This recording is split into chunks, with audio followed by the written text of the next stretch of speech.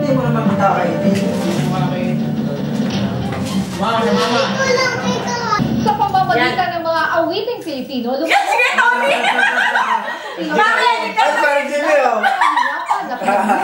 ng grupong Caritas Italiana. Report si Jasmine Badili.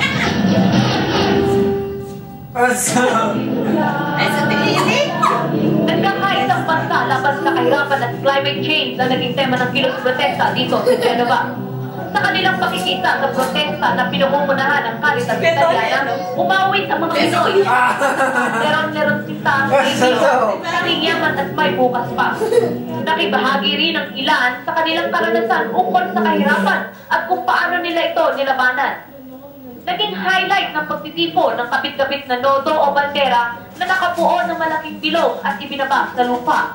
Matapos ito ay nagkapit-bisik sila bilang tanda ng pagkakaisa.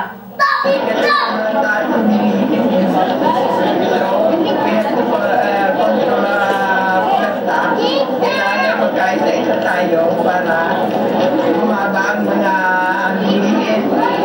Umaasa ang mga lumahok na makararating sa kinauukulan ng kanilang mga hinaing para magbigay ng solusyon sa problema ng kahirapan. Para sa Balitang Europe, Jasmine Badilio, Genova, Italy. Susunod sa Balitang Europe.